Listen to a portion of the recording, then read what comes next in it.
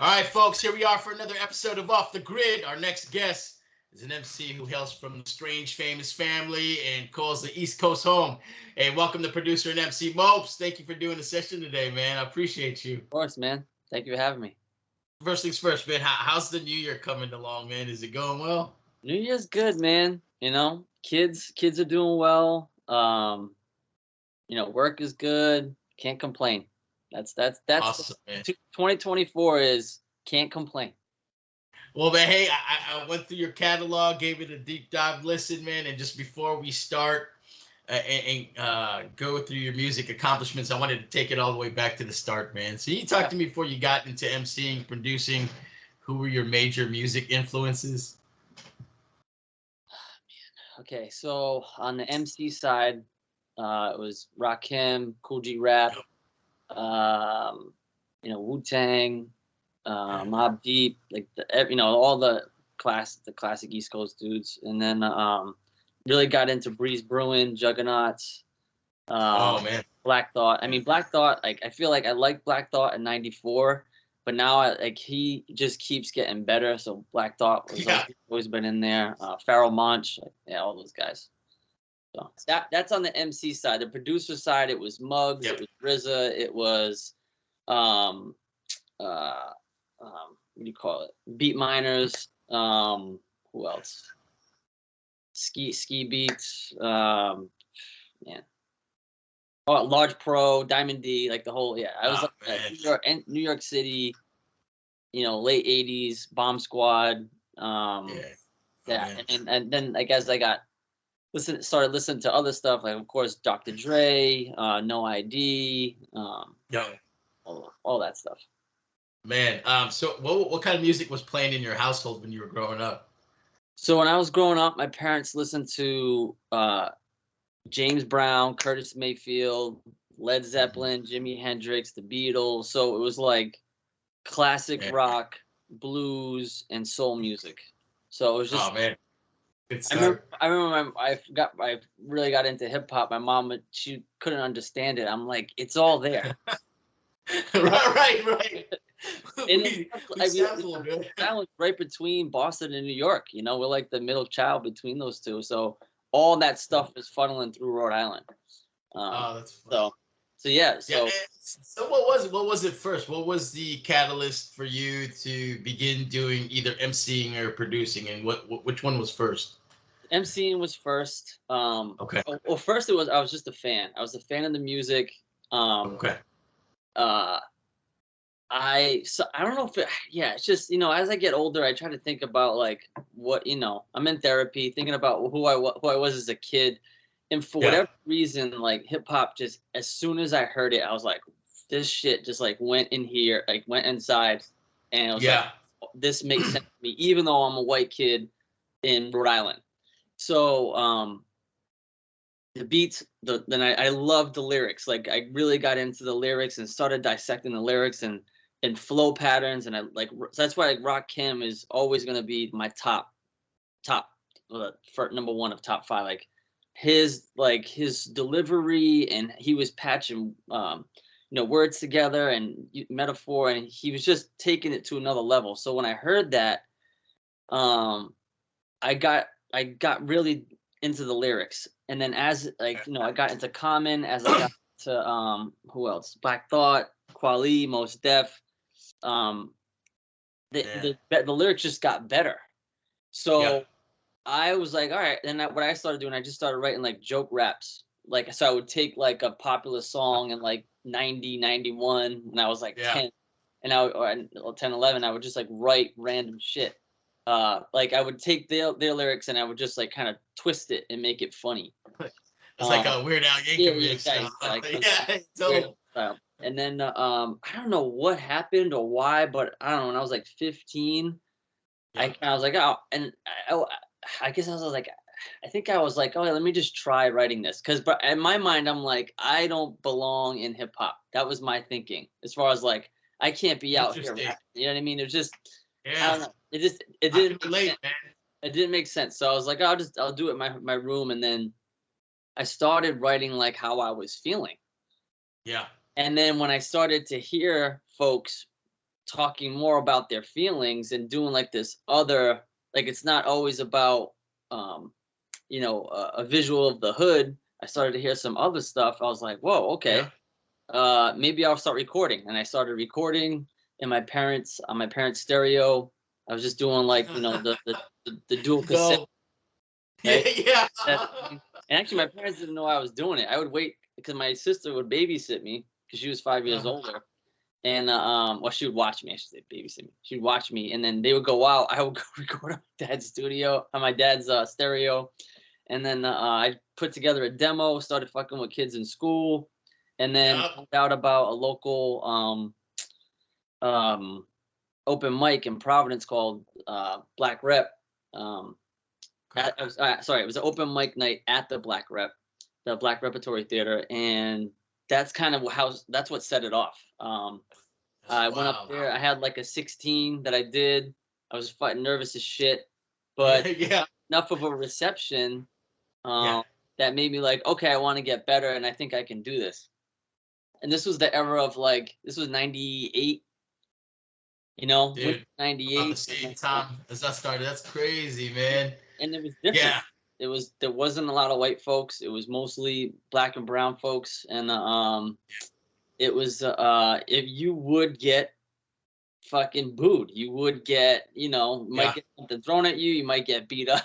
You know what I mean? So the fact that I survived day one, I was like, okay, I think I can do this. Success. And hardcore dudes come up to me just being like, yo, your shit was dope. And okay, all right, I think I can manage this. So that's how I kind of got into MCing. It was like I never was like, I'm gonna be an MC and I'm gonna make a career out of it. It was like something I like to do, and it just seemed to, for whatever reason, fall into place for me to keep moving forward. And then when I was like, all right, I'm gonna put together like an actual demo album, I did beats. So I'm so stubborn. I don't pay for beats, and I was like, I didn't want, and I'm not gonna be like, kiss somebody's ass for beats. So I just kind of learned myself. Like I had a couple of friends that were producing. Necessity, man. Yeah, exactly. So started digging. So this was all like at the age of 17, 18 when I was. That's crazy. Yeah. What were you using to make beats at the time? What was the program of choice? At that point, I didn't even understand. I think at that point, I knew that it was like people were they were going to records, because my parents had records. So I started going through their records, and I noticed like, oh shit, this was sampled by Biz Markie. This was sampled by Prince Paul. So it's like Average White Band, and what was the other one? It was James Brown, and so I was like, but I couldn't. I was like, how the fuck did I get it in that box? And then it didn't make any sense. So once I realized how much those boxes cost, I was like, I gotta save up for that shit. So I started learning on Acid 1.0. That's right. Yeah, Acid was quite friendly because you just dragged the strip. Yeah. I gave up shortly after, but I remember it was easier. Right? I had to figure out and it was like a trial by fire, because I had other friends that were using different programs, and I just decided to do Acid because my friend had a ripped version of it that I got for free. I had Acid Pro, and I had Pro, man. Dude, I had that, and I had Gold Wave. It was like Cool Edit, Gold Wave, and Acid Pro. So I would do all my chopping in Gold Wave and Cool Edit, and then I would sequence out in Acid, and then I was like, it was a disaster. Those things are legendary, fundamental to any underground MC's beginning, man. So dude, I want to unpackage a couple of things you had mentioned. So, man, I feel you too, in the sense that, when I first started rapping too, I didn't feel like I belonged either, because I didn't see any Filipinos, and so I totally understand that feeling. And I was always looking for like a brown or Filipino MC. It wasn't the case like in the early 90s or even late 80s. So, man, I totally feel you. But I think you're right, man. Once you heard that album, there were certain albums that you connected with and just hit straight to the heart. For mine, it was that Naughty by Nature album, the first one, the OPP Ghetto Bastard. Okay. Yeah. And I couldn't. I obviously couldn't relate to it, but it hit me hard, man. So when you were saying that, I was like, dude, what album did that to me, man? So thanks for kind of unlocking that Yeah. memory, man. It's crazy. Yeah, it's crazy So when it hits. Like you just like it's you can't really call it. You know, you just yeah, like I don't know, for whatever reason I feel this, and that's it. Like, you know, there's no. yeah. And you mentioned too. Last point I want to unpack is just some of the MCs that Oh no. just all very lyrical MCs, and so that's you, man. So Yeah. you're super lyrical too, man. Yeah. You know, as I went through your entire catalog, man, I was like, this dude is fucking bananas, man. Yeah. Holy shit! So I could see the comparison, man, in your affinity for lyrics. Yeah, you know how it was back in the day, because back in the days, like you had to it's competition. The bar was like you had to have good lines, you know, and Oh you yeah, had to yeah, that's how you got respect and that's how you got props. So that was it for, you know.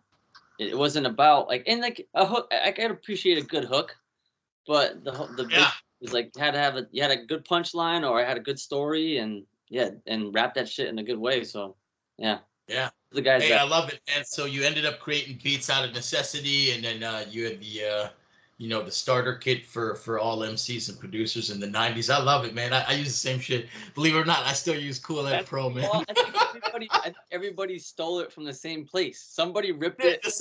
The same guy too. If you Yeah, yeah, yeah. You used the same. Yeah, I remember. Yeah, the dude's name was like Peter Starsguard or some shit, but yeah, I somehow had this dude's name and his fucking password and legendary. Oh man. Yeah, so I still have it. I use it for chopping a little bit, I but love it. Yeah. hey man, so let's do this. Okay, man. So you're in the game now, and Yep. hey, here we come, man. You got beats, you got lyrics, and so tell me about the origin of your MC name. So now I know. I mean, I know it wasn't Mopes at the start. Yeah. Was it Prolific at the start, or were there other names So that you yeah. went? So actually, when you know how it is when you're first coming up with a name, you have like 6 different ones and you change them Yeah, every yeah. day. So I remember Uh-huh. I had to play on my name. At first it was like Alchemy or something like that. I was either Oh, Alchemist, and then when I found out about the producer, I was like, ah, fuck, I can't. So I gotta switch it up. So I was I don't know. I was just I was reading all kinds of crazy ass books back in the day when I was a kid. yeah. Like conspiracy shit and like and I was getting into numerology, and Okay. I don't know. I picked some book that said that my government name, my government first name, Uh-huh. is like prolific as a meaning. So that's kind of how I Oh, put it. And then I switched up the spelling of it, thinking it would stand out, and it would be like original, right? It's like when you it people, did, yeah. all right. So yeah, then it was funny because when I first started, after I went up on the stage at Black Rep under Prolific, and Okay. I got like a little bit of, and I went there another time, and started to get like a little bit of a buzz under that name. So now I'm like, now Okay. this is my name now because Right, right. I've done all this work, and people hear that and they know that name. I'm like, I can't go back now. So now I'm stuck with this fucking name.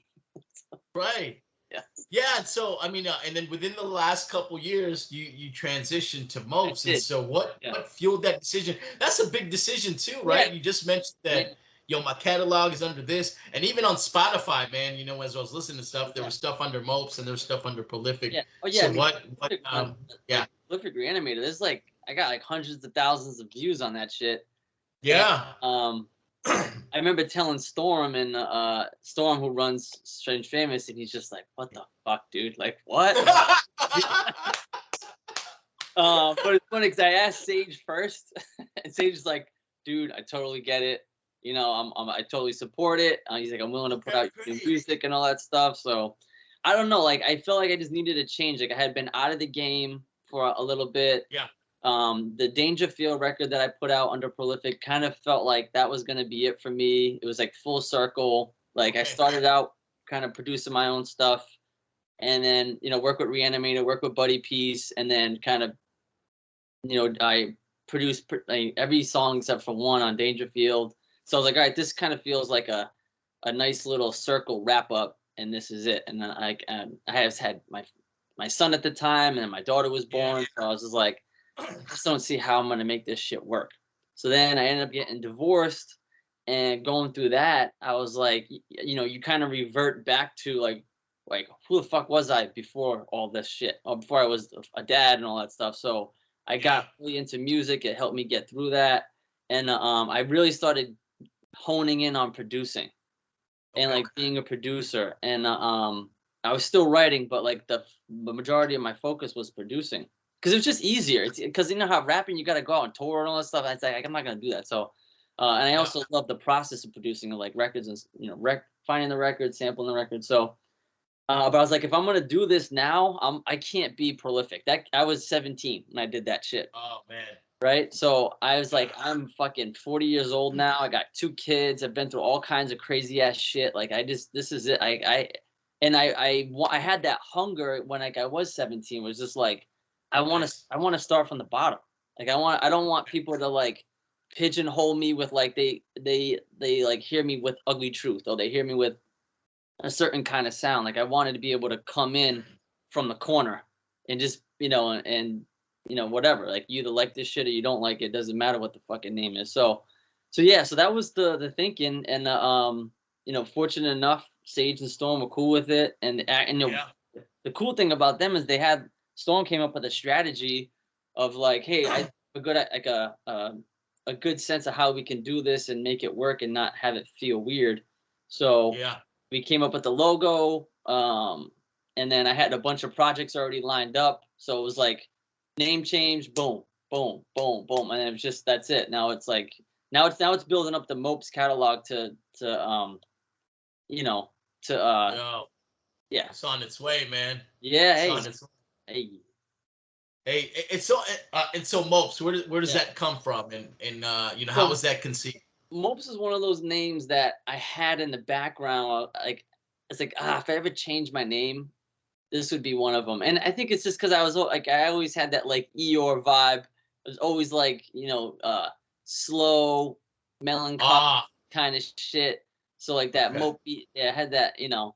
So I was like that I was like if I switch the name, I'll think. And it has like the 5 letters that look cool. So like I was like, Yeah. oh, Let me tag it and stuff. yeah, That's you can dope, man. tag it and it looks nice. So I was, yeah. So that's kind of it. Like I had that in the chamber, and I remember I told a close friend of mine, I was like, "Hey, thinking about changing my name to this.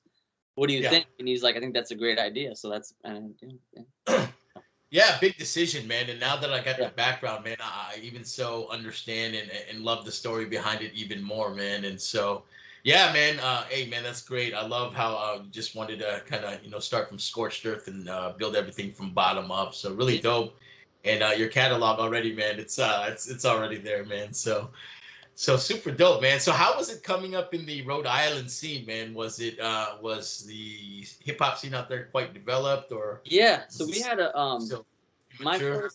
first well, I say like my first experiences with Rhode Island hip hop was through the independent radio stations.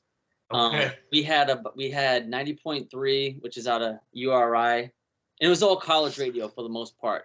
So there was 90.3 out of URI, and there was 88.1, I think, out of Brown or RISD. There was 88.5 or 80.7 out of Boston. That was Northeastern, I believe, or UMass. I can't remember. So it was college radio. So I would hear they would say, you know, they would announce like some of the local acts on the Okay. radio. So that's how I first.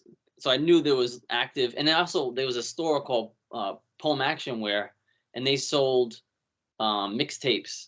Yeah. So a lot of times, That's what the DJs would do is they'd have like you know like the poppin' underground songs, but then they'd throw on some local Rhode Island people on there or New England folks on there. So I knew of some of the folks, but when I really caught wind of who was doing what and who was dope is when I went to the Black Rep.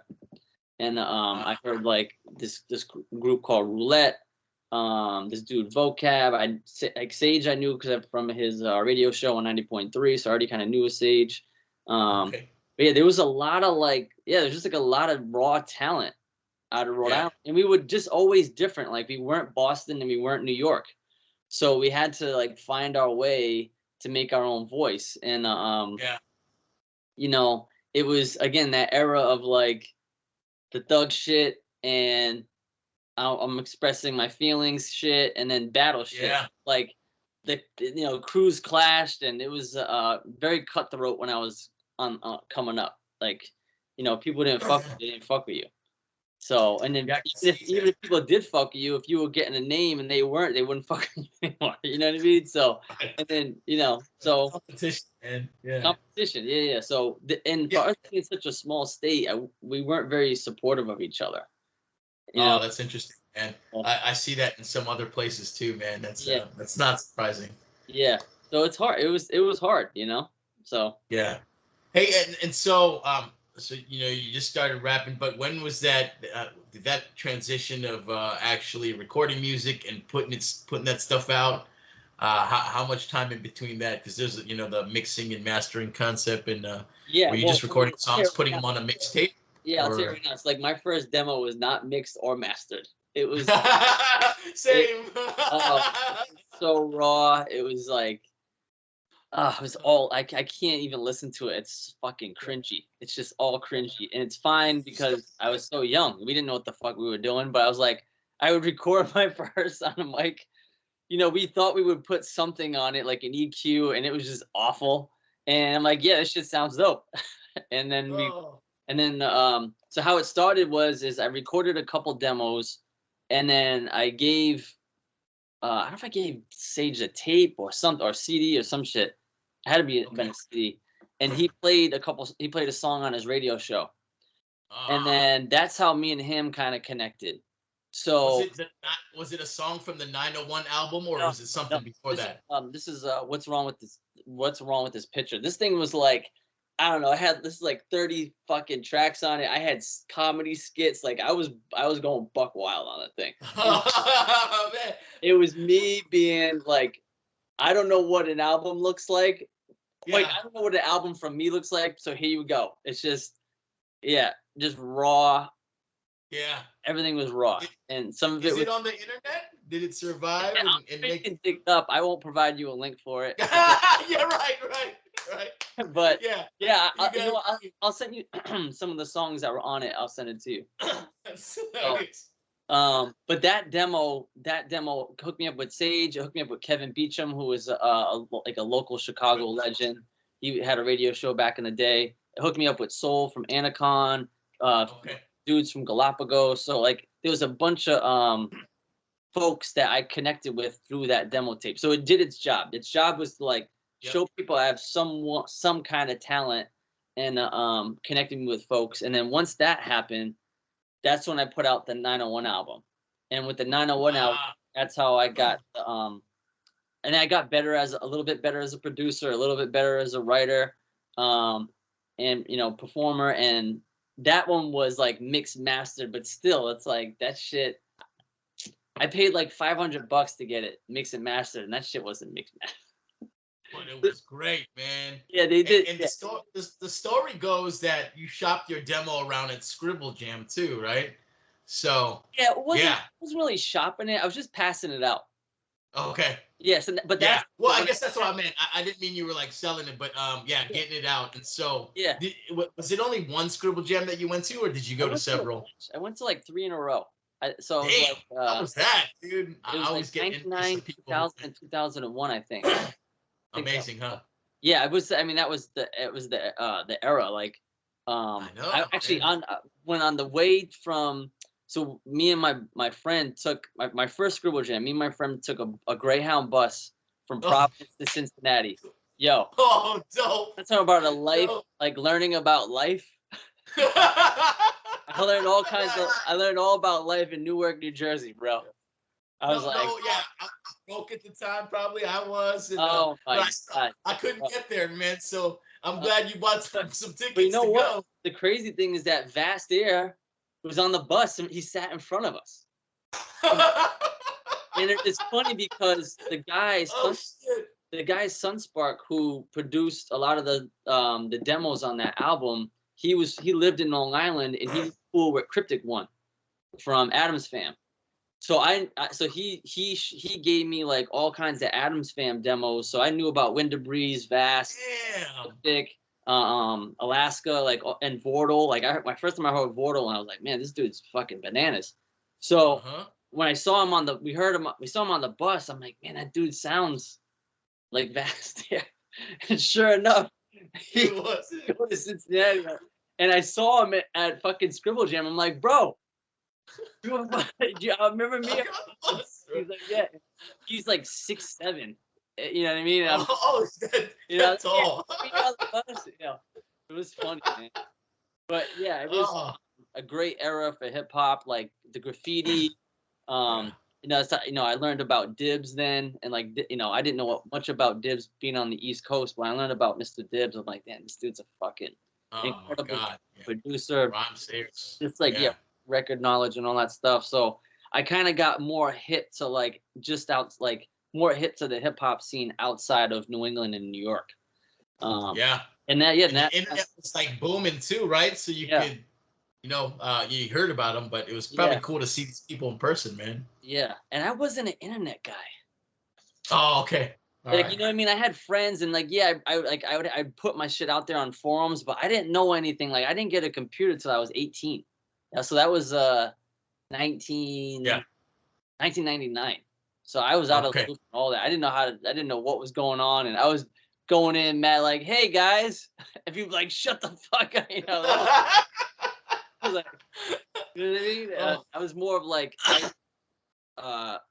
tactile. I was more like in the scene, like physically, more so than I was like into hip. That's what I knew. I knew hand to hand, passing out demos. That was the shit that I grew up on. Yeah, I was very old school and how my initiation into hip hop. So I still don't understand the internet.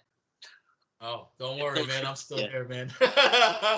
So, like, cool, man. That demo, like you mentioned, it did its thing, and then you got it out to Sage, and then I read that you guys had just kept in touch over the years through the Rhode Island hip hop scene. Yeah.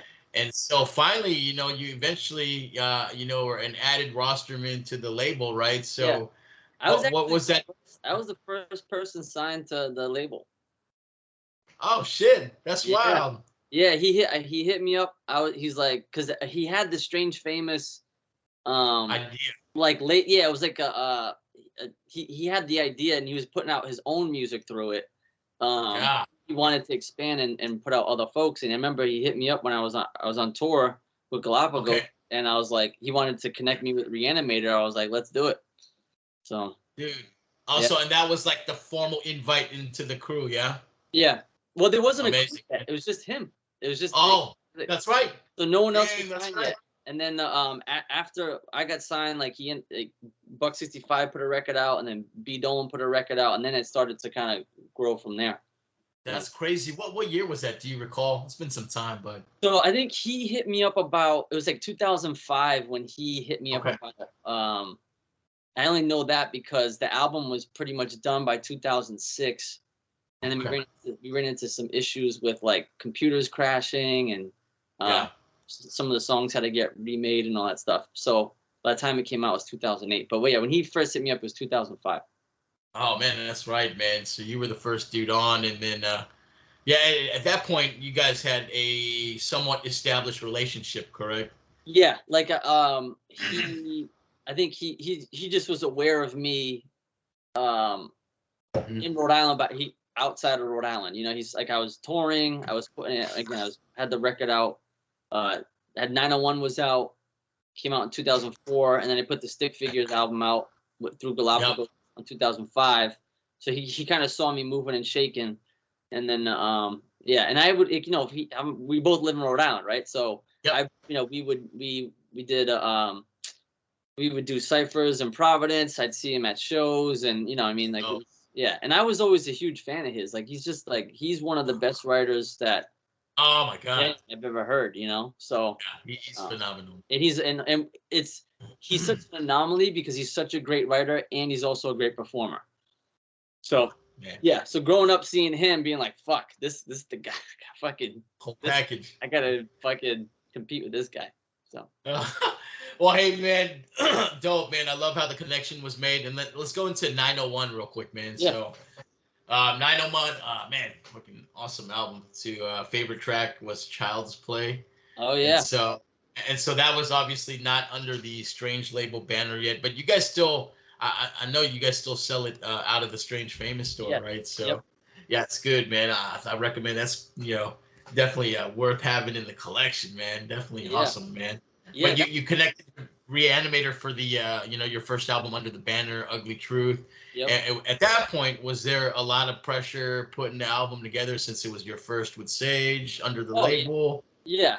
Oh, I You bet. feel like, all right, this is a I'm still in school. Like I'm still going to college. Like I'm still not like, hey, I'm putting my whole life on being a rapper. But this Yeah. like if I'm gonna make a splash, this is gonna be the one. Like this is gonna be like all eyes on you. Like what can you do, kind of thing. So there was Yeah. definitely pressure. There was less pressure because I wasn't producing. So Okay. all I had to do was write. Right, I had to write and rap. And Reanimator is and was an incredible producer. so Yeah. so yeah, it was just like, all right, let's go. Like, and I was at that point, I had been on the road, so I could like I was, I had that like chip on my shoulder, so I wasn't scared of it, but it was more like, yeah, I definitely felt the pressure, and there was expectations that I put on the album for sure. Yeah. And were there a lot of cuts that didn't make that album, or did you end up using everything? There was a couple. There was probably like 3 or 4 songs that I had recorded that Uh, never really made it out of the demo stage, or yeah, just got cut. But not many. I mean, we ended up going with 17 songs, which yeah.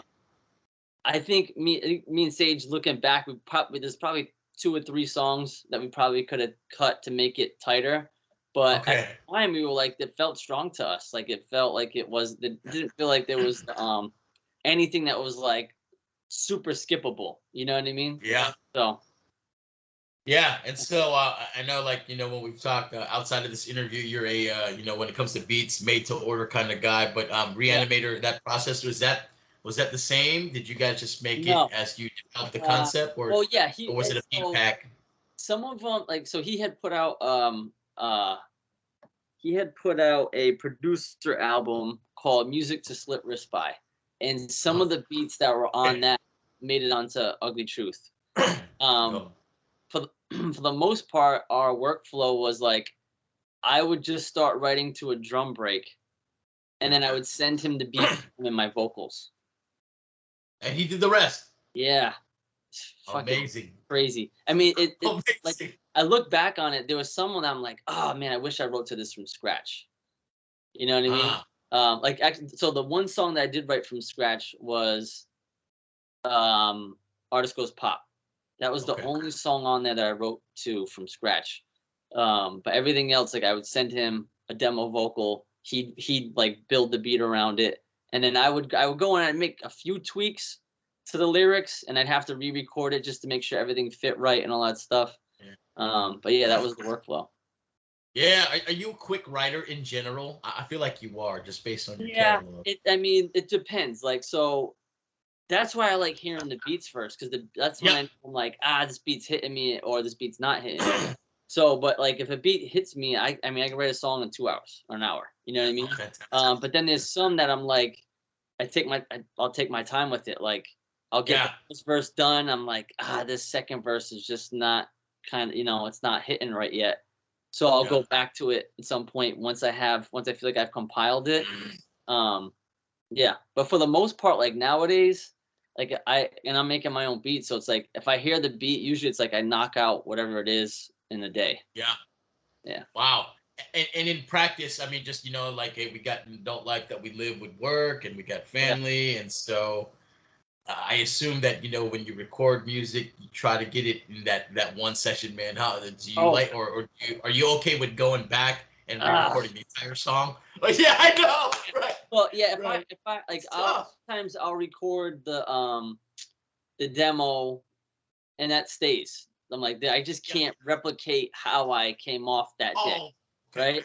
But then there's sometimes I'm like, Yeah. You have to, right? yeah, hey, yeah, I got to go back, and that's fine. So I can't like record one verse one day and then go Yeah. back record another verse another day. Like I have to do the whole shit in one take, or not Yeah. one take. I have to do the whole shit in one session. So Yeah, I absolutely, record man. right in here. I record, I don't pay for studio. Yeah, hey, you're looking at my studio right now.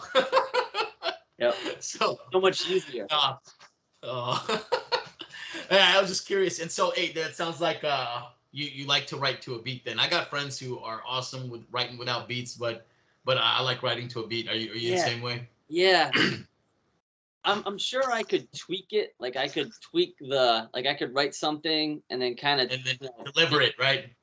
but I like the trying to match what's happening in the music and like let that That's right. music kind of take me, especially like the flow parts. Like I want to add this in here, and if I hear the beat, I can see like how it's sequenced, or and being in Yeah. control now. I control the beat and I control the sequencing, so I can kind of do whatever I want now. So Yeah, that's right, man. Yeah, I always tell people like, I need the beat because it's, there's something I call like I like to hug the beat with my lyrics, man. And so, yeah, yeah, you're right, man. Just the way that the beat moves, I try to make the words do the same thing. So interesting, man.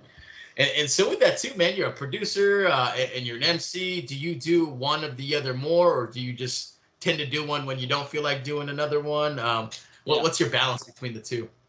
So when I started, I was mostly just writing. I was writing and rapping. That was, and then like I would produce out of necessity, and I needed to, right? So like when I worked with Reanimator, when I worked with Buddy, those guys are handling all the production. But for like the Yeah. past, I don't know, Dangerfield, I think came out in 2015, I think. So for the past almost 10 years, I've been doing my own production. So um, nowadays, I do way more producing than I do writing. Okay. Only because it's it's easier. Not easier, but like I'm more productive as a producer than I am a writer, because when I Yeah. sit down and write now, like there's no reason for me just to go sit down and be like da da da da da da da da, you know anything like Yeah. has to be a reason for me to sit down and write. But what I will Yeah. do is I'll collect lines. Like I have a thing on my phone. It's just called like writing, and I have I, like a list of fucking lines and shit that I'll yeah. refer to once I'm ready to sit down and write. So I have like my compiling of, and back in the day, it used to be like I used to keep notes. So I'd write down little notes and I'd shove it in my notebook. So when I was ready to sit Yeah. down, I have all my notes. Yeah. But now it's way more technological, and I don't Yeah. write. I type all my lyrics out and shit. So yeah. So when I'm ready to sit, I have everything where it needs to be, and I can sit in place. But the producing is um there's no, I feel that I never hit like a what do you call it? Like a producer's block. You know, Okay. like I Interesting. have a bunch of different records, and I'm always collecting records. So I have a bunch that I can always dive into. And then Yeah. even if something's not calling me, I'll just pick a fucking record and I'll make a beat with it. Like it's almost like an exercise. Like, all right, I'll just like Yeah. I'll like the new album coming out, this dude Old Boy, that's kind of what I did for that. It's like I went through all my old records that I already had, and I was like, this is gonna be an exercise for me to go back and find samples out of records that I've already used. So that I'll do Nice. shit like that to kind of keep me, and that for me, that's easier to do as a producer than a writer, Yeah. because in a writer I got to get in that space. Yeah. And it's And hard it's being a parent. focused too, right? Yeah, Yeah. The writing is hard when focused, you're tunnelized almost. Yeah, when you're a parent, you're just like all over the place and like, work. And so it's like for me to actually sit and like and zone out into it, I need like a minute and a moment to do that. So the producing is a easier way to fulfill that creativity. So Man. Okay. Awesome, man. Well, hey, let's let's fast forward a little bit. I want to yeah, talk about your latest release that you pushed out in August 2023, yeah, Ham and Eggers that you did with Trademark. yeah, Holy cow, man! What a yeah, fucking album, bro. yeah. Thanks, What man. an album, man! Holy cow! Hey, what's the story behind that album? How did that project happen? And a lot So of dope features. Yeah. So yeah, let's hear it real quick. so when I was in my renaissance, my Mopes renaissance, I had hit Sage up. I'm like, dude, I have so many fucking beats that I'm sitting on. Like, who's out there to work with? So, Jesse the Tree came up, and I started working with Jesse. Black Lick, I had hit Black Lick up, and me and him started connecting. And then I knew about Trademark because SFR had put something out of his, I don't know, like 3 or 4 years prior. And I was like, this dude is dope. And so I hit Sage up. I'm like, yo, what's Trademark working on? Yeah. And he hit me up and was like, dude, you're not going to believe this. Trademark just asked me what you're working on.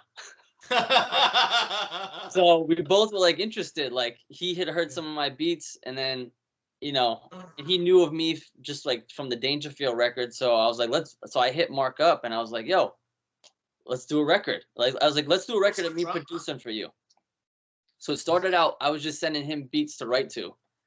And he's got his life shit, and he's got, his work. And so he was, it took him a hot minute to get some of the writing done. So he hit me up. He's like, why don't we make this like a us collaborating on rapping as well?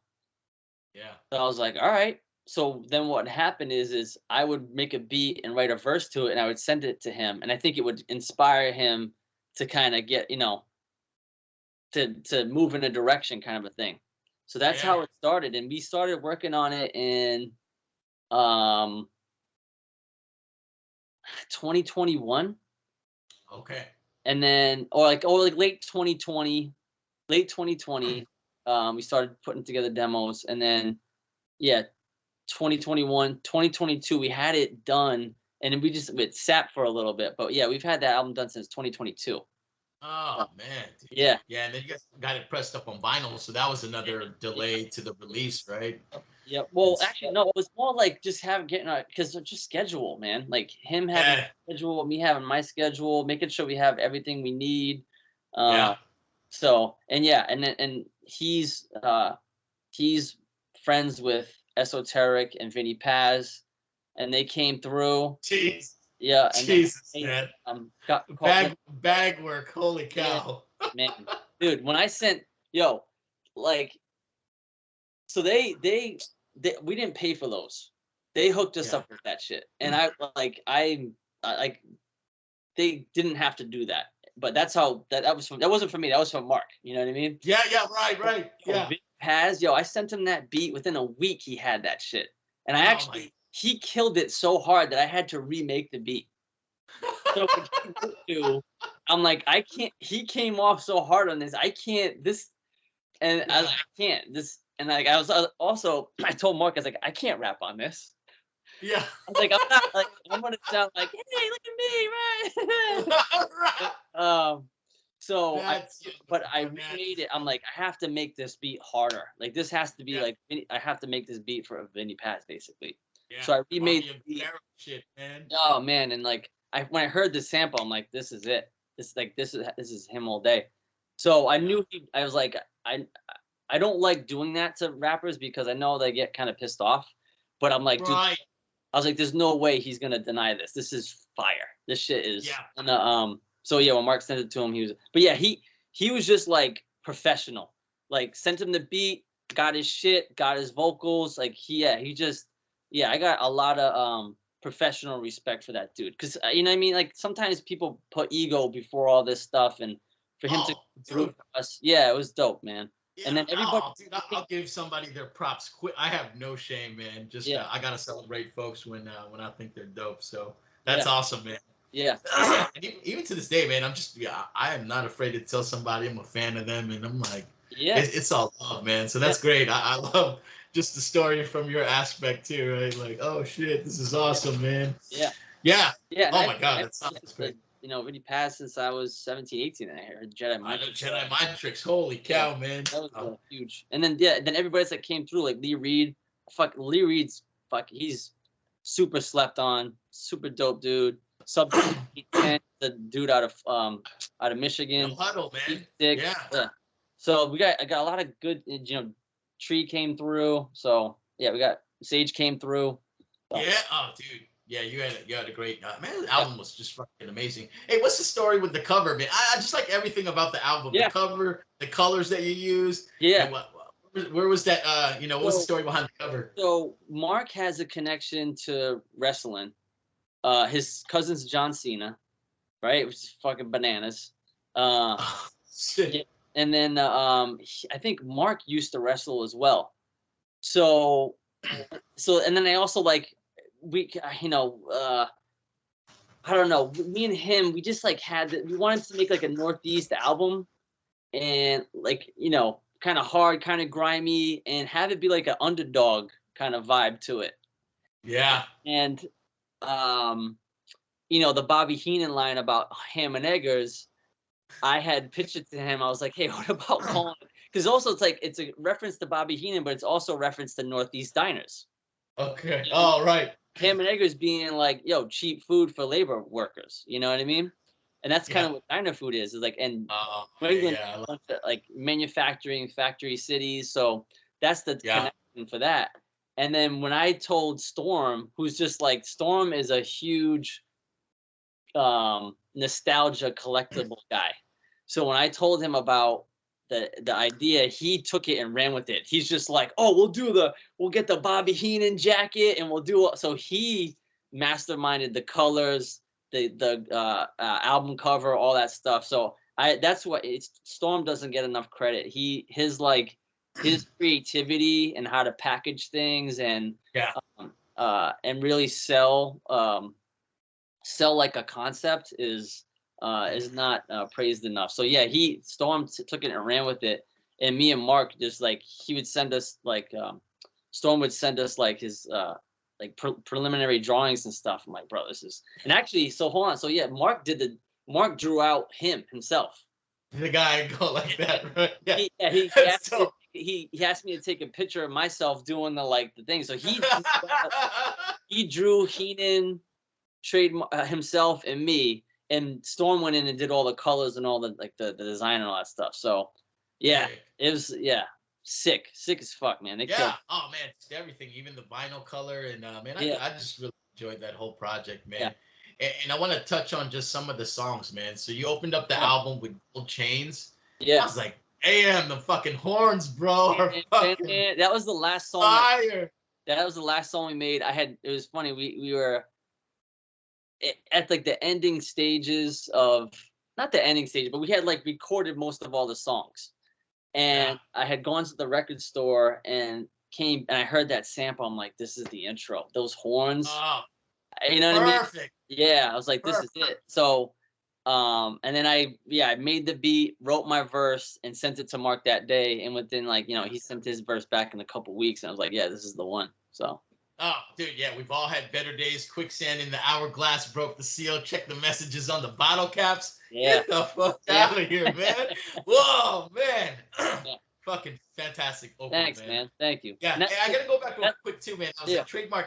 I wasn't really familiar with his work, and I had looked him up. Yeah. It's funny you mentioned the John Cena stuff, and I was like, this can't be the guy, because it shows that he did like songs with John Cena, but it's him, right? So, he's got like I don't think he has not a Grammy, but he has like fucking a gold. He's got like gold Billboard plaques and shit. Amazing. Fucking wild. I gotta go back to listen to it. But he's a great dude. He's got like no ego. He's like super, good dude. Dude, and I remember, I think y'all got a shout out from John Cena on the album. Didn't he post it on his Twitter or something? He did, man. So I didn't make the connection, dude, but now that you told the story, I was like, this is fucking awesome, man. Oh, so it was wild. Actually, Mark is friends with Freddie Fox, and we were trying to get Freddie Fox to get on it and all that stuff. But it's just wild because he's like, he's like such a humble guy, but he's plugged in, so it's interesting. Oh, dude, yeah, same thing, man. And you mentioned that, the Vinny Paz story, the same thing too. Like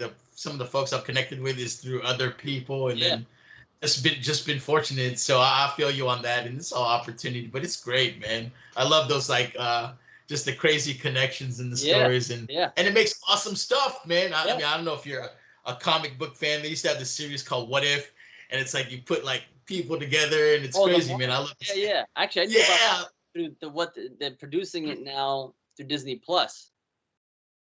That's right. Yeah, so that's how I knew. And actually, Storm being a comic book guy, I can see him having the influence of that in creating the cover work and all that shit. So. Oh yeah, So Yeah. I love those like just like not expected combinations, man. That was Yeah. great, man. Yeah. All right. So with that, yeah, jumped into more of the tracks, and you mentioned Substance 810, and you had the No Yeah. Huddle track. Yep. Ah, fantastic, man. We on Thanks. the run with No Huddle, 2 minute drills. We're gonna wheel it out the tunnel. We Yeah. on the road with No Huddle, 2 minute drills, and we ain't gonna be so. Oh man, dude, Yeah. another fantastic track, man. Thanks, man. So That was yeah, another one where it's like I had the hook. I had the hook first. Like I made the beat, and I okay. kind of was like, you just kind of vibe into the beat, and then I came up with that hook on the spot, and I'm like, ah, man. And then I kind of just like wrote. I wrote my verses kind of like, all right, this will kind of see what Mark was feeling.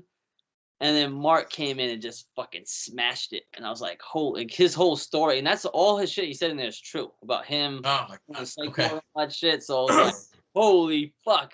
So I was like, oh man. And I was like, should I go rewrite my first verse? But I was like, you know what? It's a good like setup for the rest of the guys. And then I had heard about Substance 810 through this dude, James, in Rhode Island. And Yeah. yo, you should hit this dude up. He's up and coming. He's really dope. So I Yeah. hit him up on like cold message him. Oh wow. Yo, I'm doing the album. Vinny Paz is on it. You know what I mean? To kind of sell it. It's gonna be on the stage with you. Yeah. And he hooked me up. Hooked me up with a verse Yeah. for anything. So I was like, all right. He came through and killed it. So. And then I put Fantastic. like the Jim Kelly shit. I was like, I have to have a Jim Kelly reference for the No Huddle. You know what I mean? So yeah, it just Oh, came great track, together. man. Like it was just it was good. One of those things where I was like, oh, this shit just makes sense. Here we go. Boom, done. So Yeah. Yeah, and then you already, you brought up the song you did with 7L, Esoteric Vinny Paz. Bag Work was another one yep. of my favorites. Yeah. And then the other favorite track I had was the What Doesn't Kill You, which the beat again, oh Yeah. man, was amazing Thanks, for man. that. Yeah. Yeah, just yeah, amazing project, man. I'll have to go back and listen to the No Huddle now that I know that all that stuff is like Yeah. He's story out the heavy, man. box, man. Yeah, he's heavy. Yeah. Man, so with that, hey man, so that was a great Yeah. album and your recent release, and man, there's a lot of stuff that I skipped in between, Yeah. that we didn't mention. You mentioned the Rodney album, and then the work that you did for Blacklick, the 2 albums that you did in between, Yep. and so yeah, just phenomenal, man. You just got, you had mentioned at the beginning that you're working to build up the catalog. Well, shit, man, I think it's there, and I know that you're probably not slowing down in anytime soon, but great, man. And so, with that, man, what do you got planned for the future, man? Any future projects you want to Yeah. shout out? Yeah. So how I usually work now is that I have like when something comes out, I've been working on it for like a year, probably Okay. 2. Like so, the next project that's gonna drop is this dude Old Boy who Yep. signed to the label. Um, that's an interesting story of how, and once that's released, I'll tell that story. But I Okay. ended up taking on that project and produced every song except for one. The other song is produced by Gel from Anacon. So Yeah. that should be dropping soon. The new Jesse the Tree solo album coming out. I'm working on a new album with Black Lick. Yep. We're doing a Ham and Eggers 2, which is gonna be Oh man. yeah, we got already some interesting ideas for that. What else? This dude Freddie Black out of Rhode Island. I started working with Okay. him. Started working with this dude Zilla Rocca, who's out of Philly. So I got a bunch Okay. of like, oh yeah. Then I have the a horror soundtrack that we had leaked some of the songs this past Halloween. We're gonna have a full LP that comes out this coming October. So there's a bunch of Oh, shit. I got stuff I'm working on with you.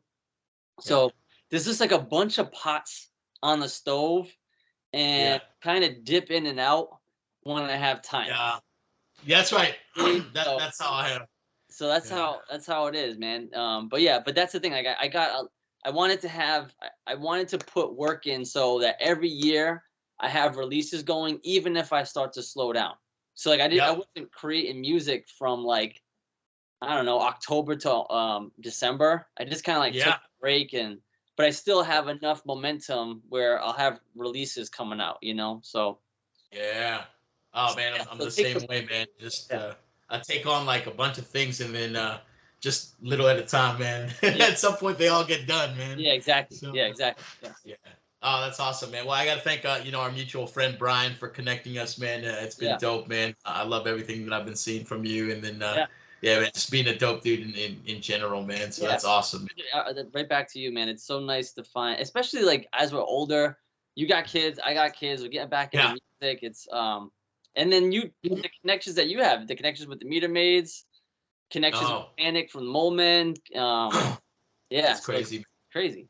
So Yeah, no, hey, man, and you guys got a great camp, man. Sentence as well, man. Good dudes, and it's awesome to see that you guys did that Strange Famous Fest in June, yeah, and yeah. Hey, well, what's your favorite song to perform? That's a tough one too, I'm Rodney sure. probably. Oh, okay, Yeah, awesome, man. yeah. It's Yeah, just they say. that like I know the verse, I know the verses, and I just kind of like I can just rap and not there's no emotion tied to it, and yeah, that's probably that one, and then probably what's the um 2 Track Mind probably. Okay, I got to Those, go back to that song. yeah, those two are probably my favorite. So Awesome, man. actually, Well, hey, man. the song that I open up with is Gold Chains. My verse is Oh, I just love those songs, yes, man. It's just like dude, it's like a good intro. appropriate. Yeah, yeah. Oh, Oh, the fucking horns, man. yeah. It's really. It's I don't like, think I remember I was making the beat. I'm like, what else? I don't think I need anything else. I think it's just yeah. Oh man, yeah, I love that song, dude. And so with that, did you dabble in anything else other than production and music in terms of hip hop? Did you break dance or did you So I do was, I tried to learn how to break dance in high school. yeah, There was a huge Southeast Asian community. I shouldn't say huge, but there was a decent sized Southeast Asian community where I'm from, Cranston, and a lot of the b-boys were Southeast Asian. So okay. in school, I had a couple of friends of mine teach me some shit. But Yeah. I just like wanted to learn, and I wasn't out there competing. I got pretty Yeah. good with graffiti, but I never Okay. went out and spray painted. That was one of those things I was like, I'm not good enough. Yeah. And I also, you know what I mean? It's just like, that's not my lane is like producing and emceeing. But I Yeah. always loved graffiti, always been a fan of it. I used to like read Scribble magazine, like, and flip through. And, once I started to see like Korea and Germany and all these like places outside of the US just killing Japan, Yeah. I still love graph. And I still try to have a good hand style when I give autographs and shit. So I think graffiti has always been like a side love for me, but I never was like, oh, I'm a graphic, you know what I mean? Yeah. But I was always practicing. I was always like, hey, if there ever came a time where, I wanted to. So it was in my notebook, but it never really came out of my notebook. So Yeah, I hear you. I still do it to this day during meetings when I don't feel like listening. I I'm thought tagging something. oh my God. Yeah, like my notebook that I have for work I would just Yeah. all that's exactly what I do. Or when I'm crossing my legs, I'll like this is a true story, man. I fucking start tagging on my boot, the bottom of my boot That's hysterical. as well. And they're like, what the fuck is he doing, dude? I'm just not listening, man. Yeah. So, But that was it. hey, That was high school. I was just creating tags in my notebook where I should be listening. I was doing that shit. So oh, dude, I'm a 40-year-old man doing that yeah, still, so all good, man. yeah, Well, hey, so we reference that a lot through this interview, man. Just we got family life, and we're yeah. in the later part of our musical journey. And so, what motivates you to do music? How do you find that inspiration to still keep making music? Because you ain't slowing down, like I said, man. Yeah, I think, the writing, that's why I don't write as much because the writing comes when it comes. So I don't force that. Okay. My love for music and hip hop has always, from me being in it, has always been the creation of it. I've always loved being in the lab creating. That's always been a safe space for me. It's always been a place where I can kind of dip out of reality a little bit and kind of, it's almost like I feel like, I always like to write and work at night, late at night, because I just feel like it's Yeah. me and the creative gods in tune with each other. You know what I mean? So now it's like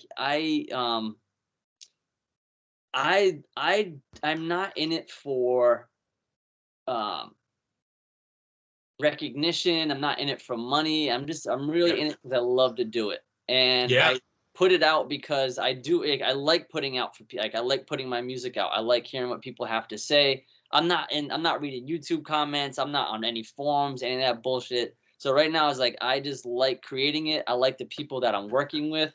Um the Strange Famous Fest, like I hadn't performed in a long time, but like during that like little run, I did like 4 or 5 shows and that. So that the motivation to go out and perform was just to, like interact with people and see what Yeah. people had to say. It's like, you want, sometimes there was 10 people there, sometimes there was 30 people there, and it didn't fucking matter. It's like I'm just here to Yeah. really Art, be man. a part of the community, hip hop community.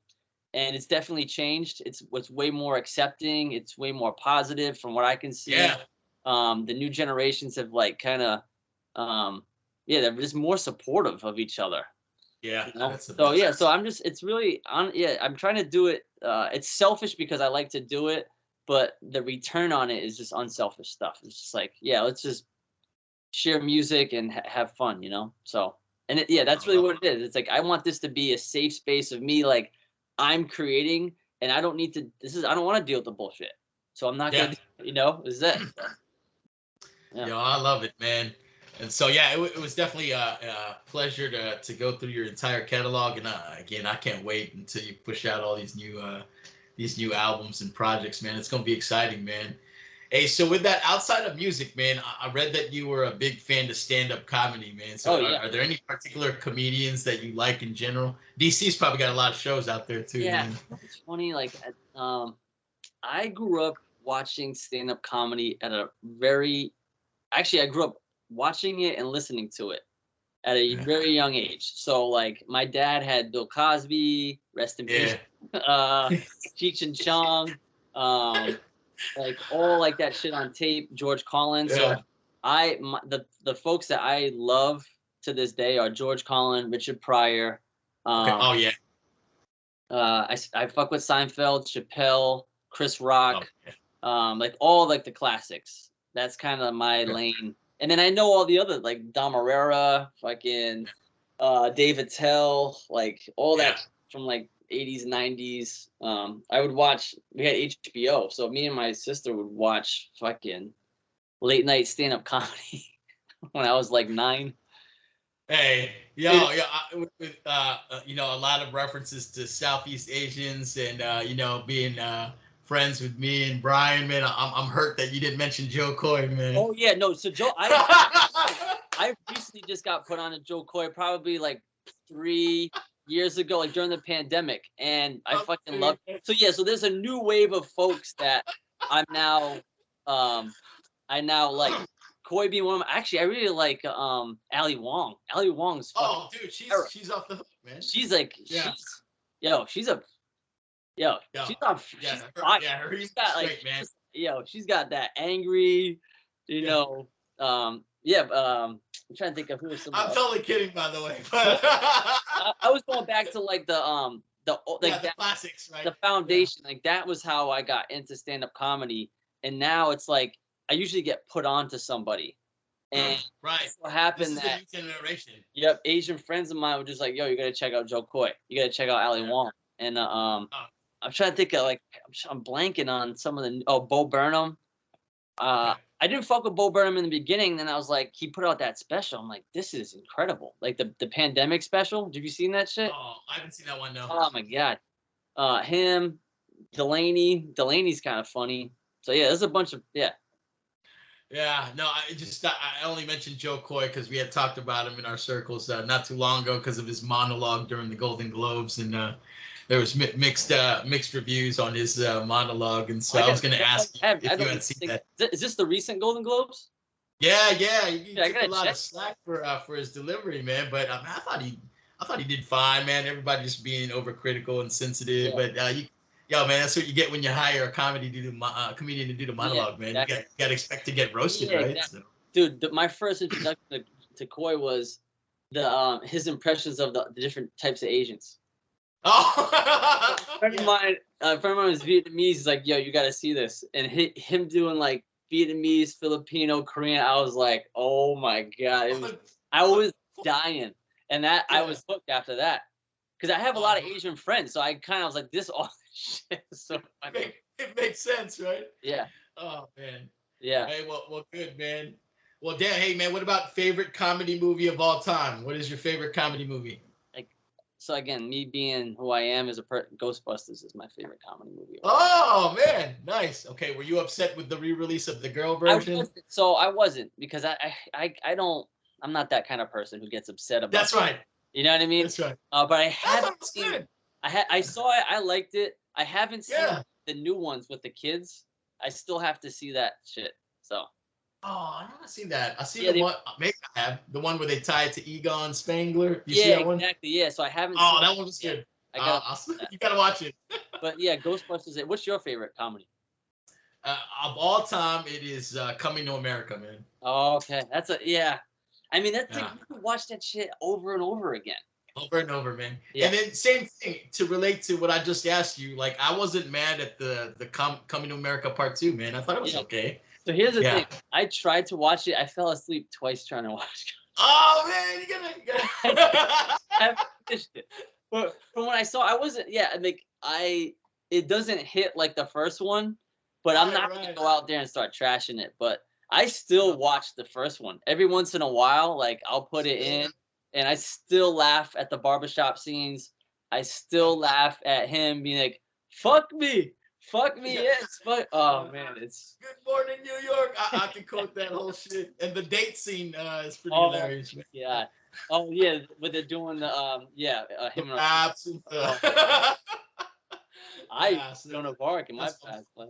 Yeah, that was... Yeah. Okay, man. All right, what's your favorite type of food, man?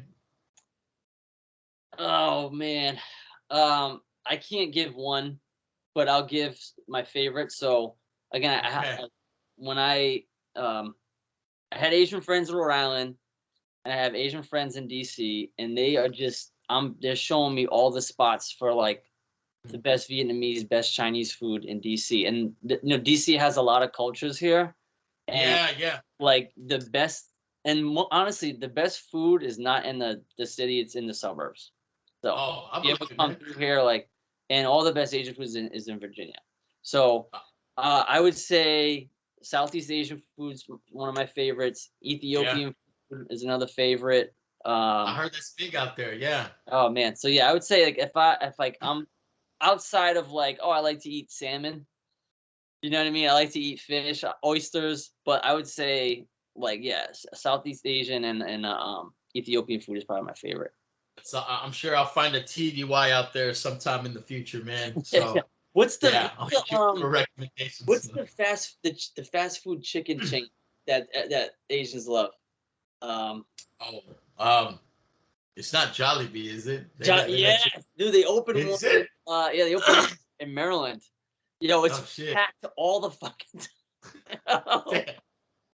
Wow, man! Have you been there yet? No, and I didn't know about it until I was with my Vietnamese friend. He's like, "Oh shit, there's a Jollibee, whatever the fuck it's called." Okay. And I'm like, "What the fuck?" And it was just lying out the door, like the drive-through, and it's crazy. Yo, and we got this spaghetti too. It's sweet. It's sweeter than your average spaghetti, and it's got like hot dogs instead of ground beef. Yeah. And so I'm gonna task you with the mission to go have Jollibee.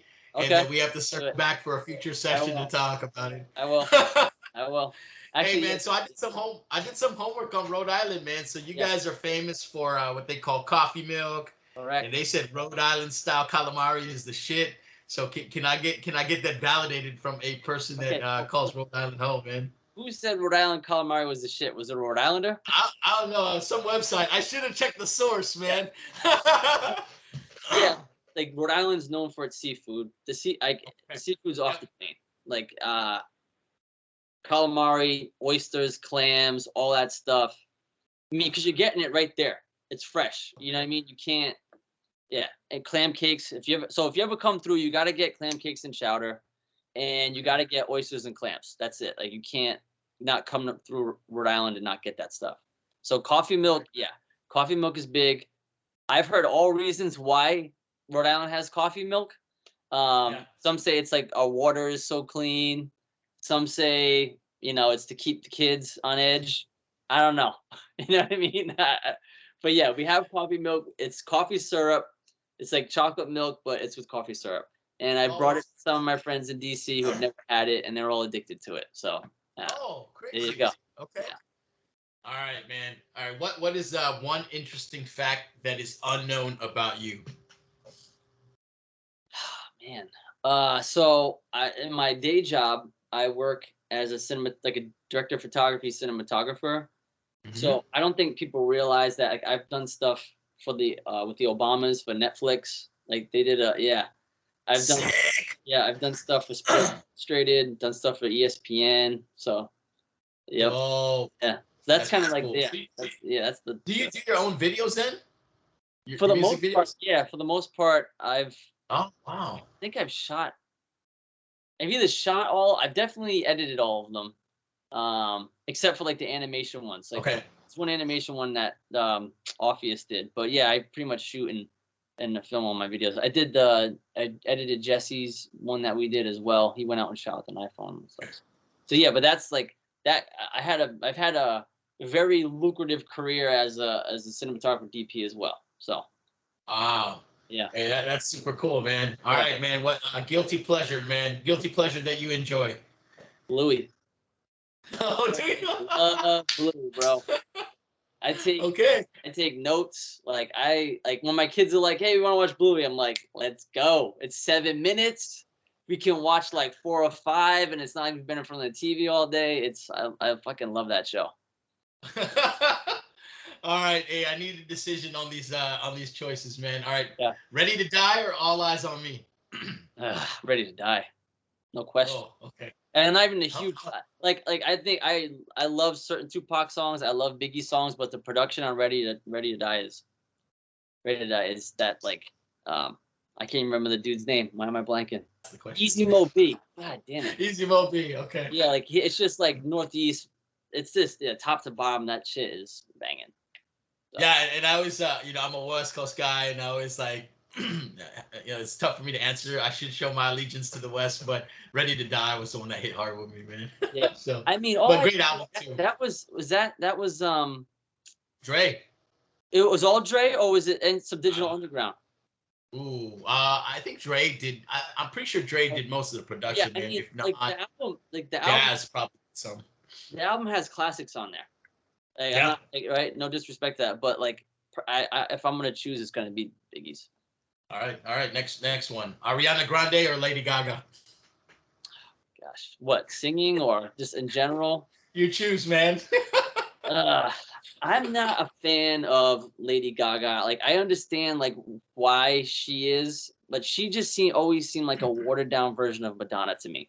That's and her vibe. Like, she's trying to be risque, but she has an incredible voice. That's the crazy thing. She has like the stuff that she did with fucking Tony. What's his name? I don't remember the old guy, Tony, the Italian guy.